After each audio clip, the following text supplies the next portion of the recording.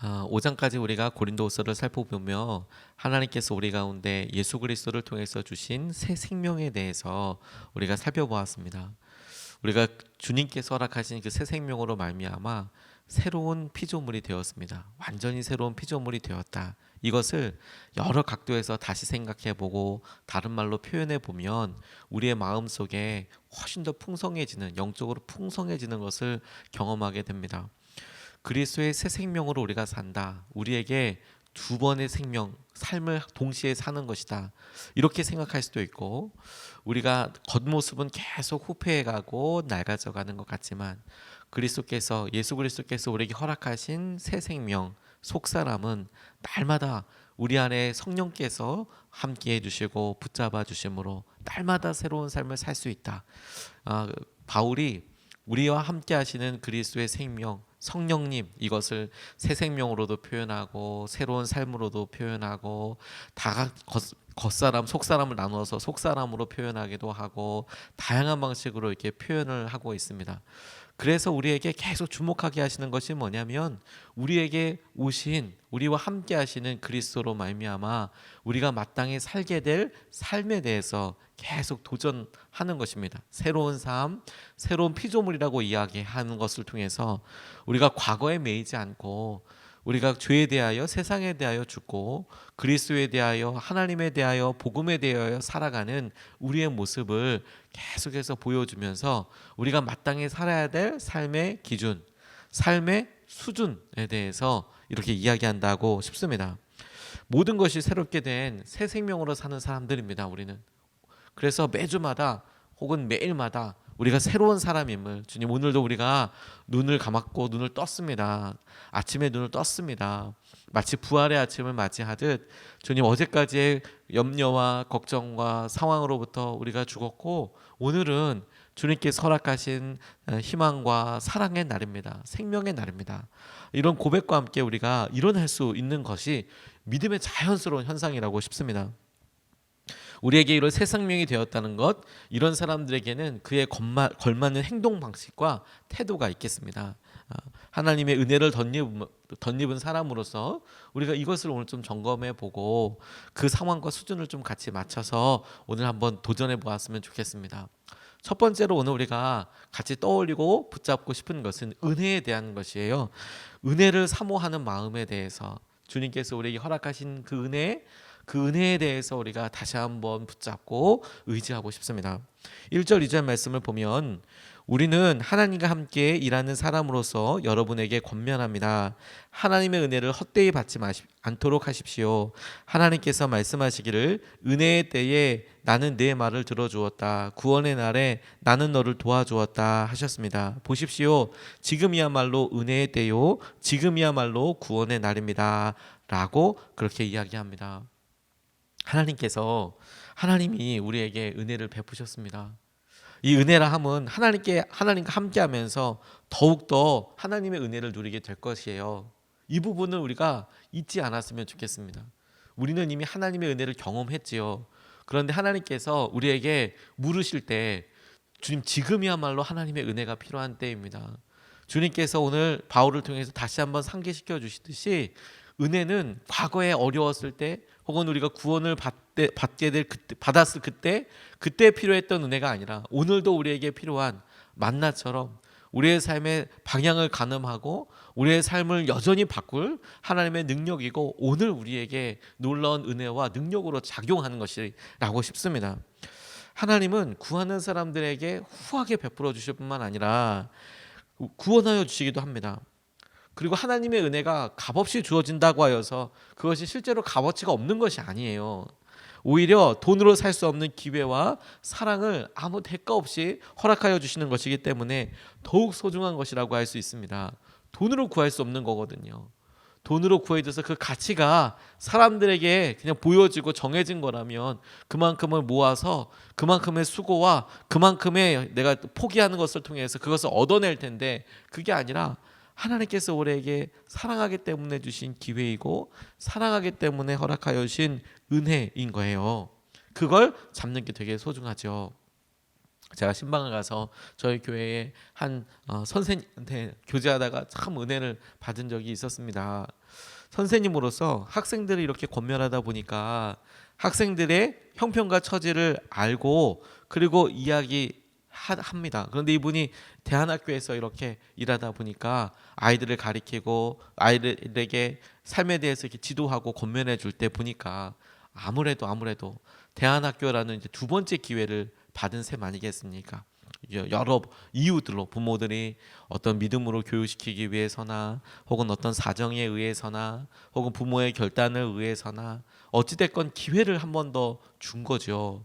그런데 아이들이 그것을 부모들이 하고 있는 수고, 부모들이 집중하고 있는 사랑, 부모들이 간절히 원하는 아이들에게 허락하여 주고 아이들이 경험하기를 원하는 그런 게 있지 않겠습니까? 근데 아이들이 그걸 의외로 너무 쉽고 너무 허망하리만큼 가볍게 그냥 넘겨 그렇게 하루를 사는 모습이 안타깝게 여겨졌던 것 같아요.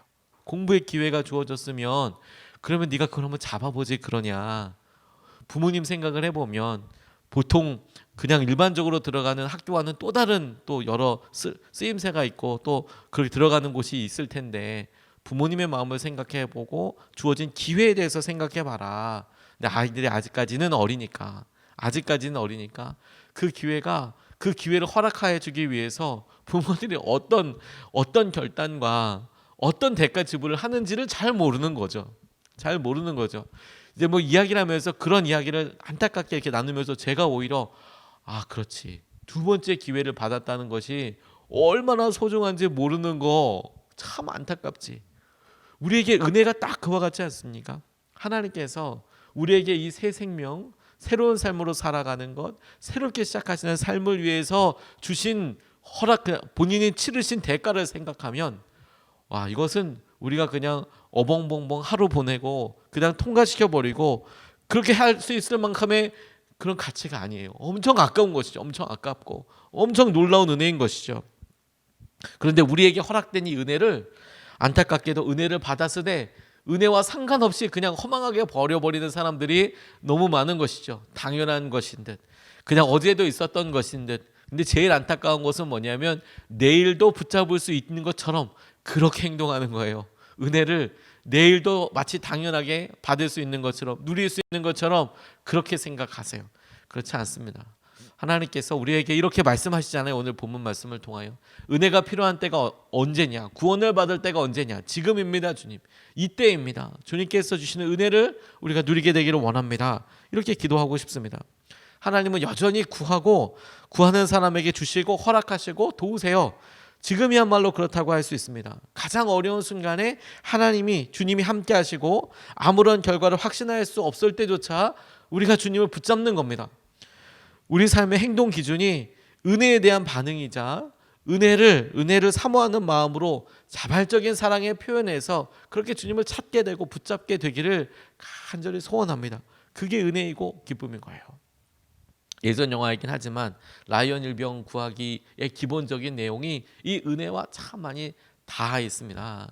한 가정의 입장에서 4명의 형제가 있는데 4명이 다 전쟁이라는 상황, 나라에서 국가에서 결정을 하고 또 그런 국가끼리 이익과 여러 가지 갈등들이 발생하면서 전쟁이 일어나게 됐을 때 한 가정과 한 개인은 그것에 이렇게 끌려갈 수밖에 없는 상황들이 있게 되죠. 본인이 선택할 수 없는 경우들이 많이 있습니다. 이 가정에 4명의 아들이 있었는데 다 참전을 하게 됐고 이 4명의 아들 중에서 3명이 벌써 다 전사를 하게 된 겁니다. 그러니까 어머니 입장에서는 나라가 필요해서 전쟁이 있어서 국가를 위해서 자기 가정의 아들들이 다 나갔는데 4명이 갔는데 3명이 죽었다. 전사자들이 한두 명 아니었겠지요. 근데 4명의 아들 중에서 이제 1명 남았다. 1명은 살려주라. 1명은 살려주라. 형제 없다. 1명은 살려주라. 그렇게 호소하는데 그 호소가 굉장히 커다란 사람들의 반향을 일으켰어요. 그래서 그 하나 남은 라이언 일병을 구하기 위해서 한 개 소대가 적진에 파견되는 이야기입니다. 한 명의 남자를 그 어머니에 데려가기 위해서 그 1명보다는 훨씬 많은 한 소대가 이제 가서 거기 파견이 돼서 구해 오는데 뭐 계속 이야기가 영화가 진행이 되면서 다 죽어요. 다 죽습니다. 밀러 데위 그 책임지고 있던 밀러 데위도 죽고 라이언 일병은 결국에 구출은 돼서 부모님 품으로 가죠. 본인은 그곳을 떠나지 않겠다고 이야기할 만큼 전우들에 대해서 자기 책임에 대해서 이야기하고 있지만 또 어머니를 생각해보고 또 그 명령을 받은 군인 입장에서는 어떤 상징적인 위로의 모델이 될 수도 있기 때문에 그렇게 보내죠. 그런데 마지막에 이 제임스 라이언이 밀러 대위의 묘소 앞에 서서 눈물을 흘리면서 노인이 되어서 이렇게 이야기하는 거 아닙니까? 당신의 그 희생에 부끄럽지 않게 살려고 평생 노력했습니다. 이런 고백하는 장면이요. 당신의 희생에 부끄럽지 않도록 평생 노력하며 살았습니다.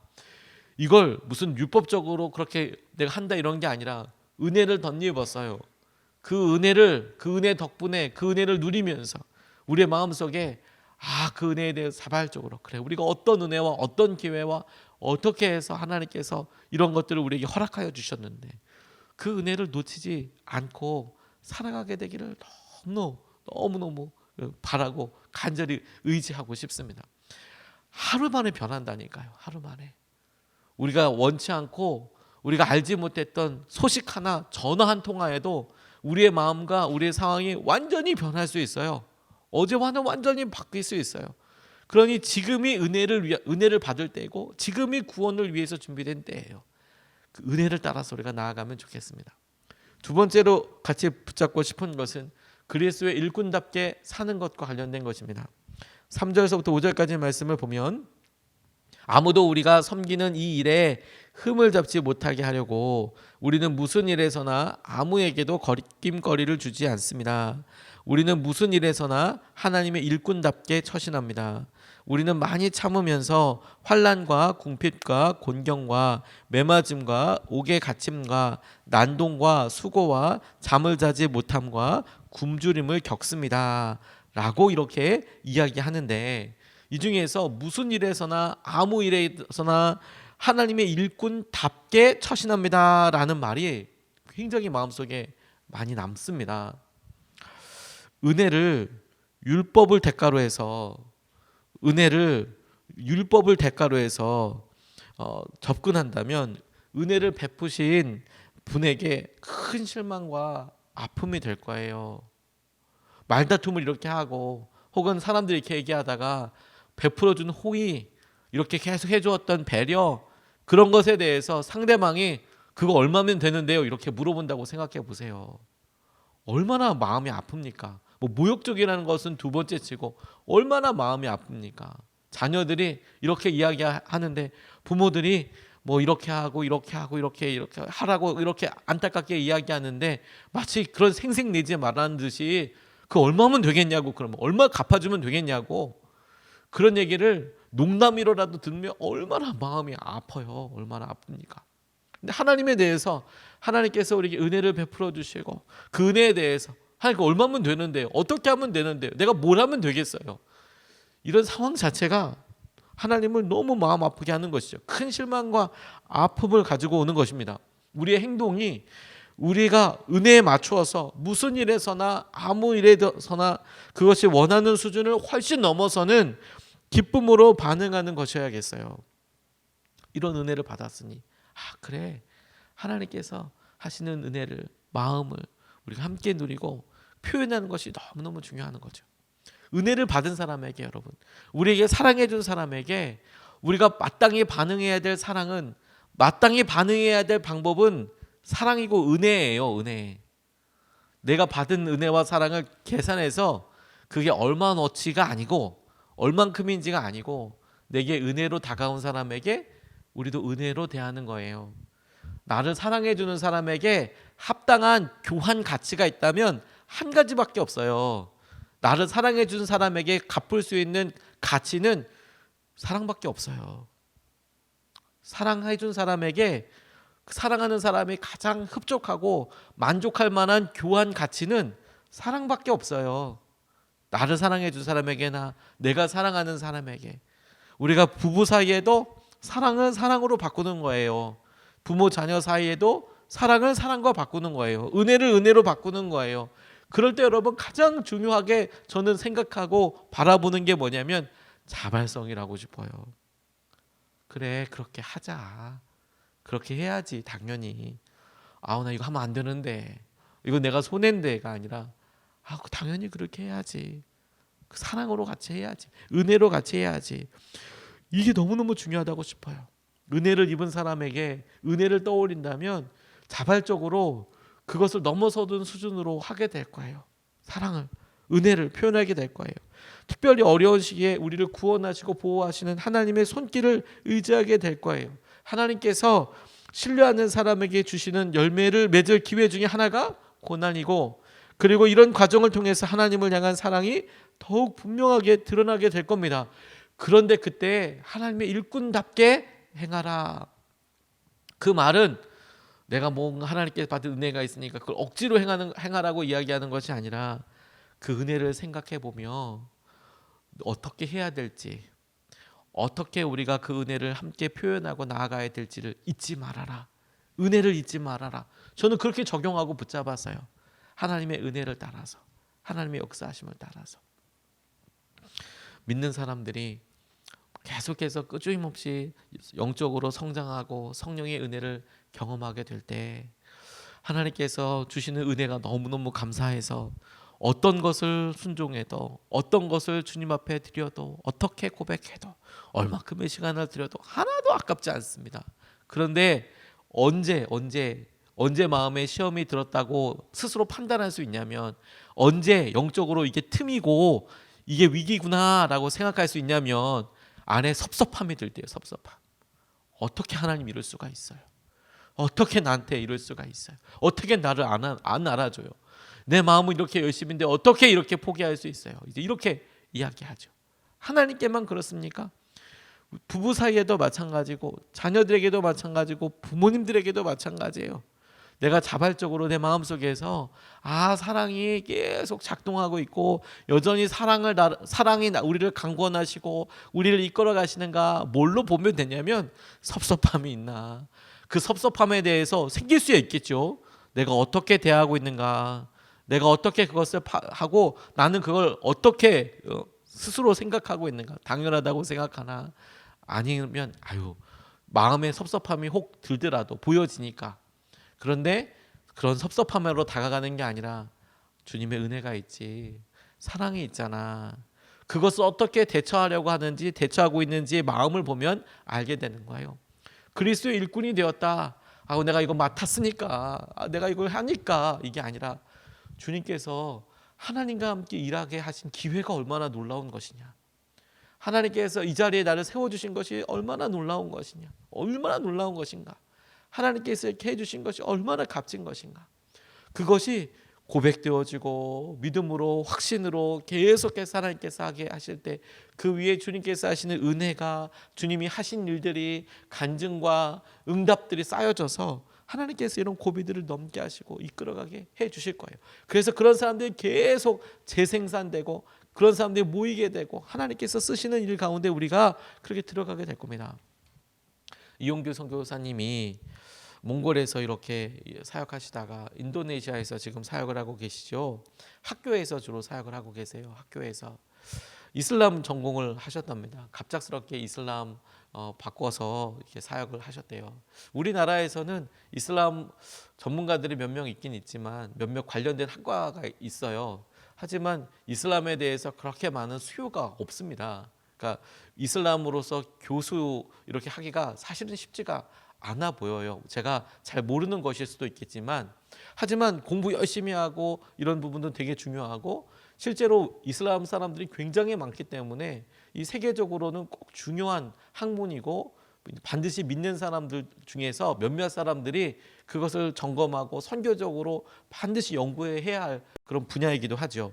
그런데 이분이 뭐 그런 걸 알아서 한 것은 아니고, 이분의 여러 간증들을 들어보면 열심히 공부해서, 그래서 공부하러 미국에 유학 가게 되고, 유학 가서 뭐 이런 과정, 유학 가는 과정들 가운데 전공을 바꾸게 되고, 전공을 바꾸는 가운데 이 이슬람 역사 쪽으로, 특별히 중앙아시아의 이슬람 역사 쪽으로 바꾸게 되고, 그리고 그것으로 학위를 받았어요.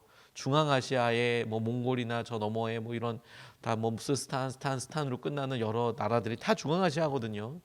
그래서 중앙아시아의 이슬람 역사나 이런 것들에 대해서 이제 공부하고 이제 학위도 받으셨어요. 그리고 여러 길을 선택할 수 있죠. 미국에서 뭐 교수 자리를 위해서 이제 그 일을 시작할 수도 있고, 처음서부터 이제 시작을 해보는 거죠. 한국에 자리가 있으면 돌아와서 그렇게 어플라이를 해볼 수 있고 시도를 해볼 수 있고 다양한 역사들이 있는데, 근데 이분이 이슬람 역사 낯선 학문으로 바꿔서 그렇게 하면서 그 즈음에 하나님의 강력한 인도하심을 받게 돼요. 그래서 하나님께서 나를 어떻게 쓰실까, 그 삶을 선교사로 이렇게 드리게 됩니다. 그리고 참 놀랍게도 몽골에 가시게 돼요. 몽골에 뭐 높은 연봉 이런 거 없죠. 뭐 선교사로 살아가니까요. 그런데 자기가 공부했던 곳의 대상이 되는 바로 그곳에 가서 이제 사역을 하게 되는 거죠. 역사를 가리키고 학교에서 이렇게 가리키게 되고. 그런데 이분이 그러고 여러 시간이 지나고 나니까 놀라운 것은 그런 삶을 사는 다른 사람들을 만나게 되더라는 거예요.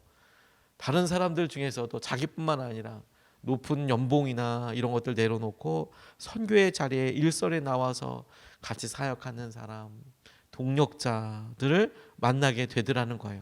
예수님을 만났기에 그 예수님 앞에서 어떠한 희생을 치러도 아깝지 않다고 이야기하는 사람들이 여럿 있더라는 거예요. 여전히 있더라는 거예요. 여전히 만나게 되더라는 거예요.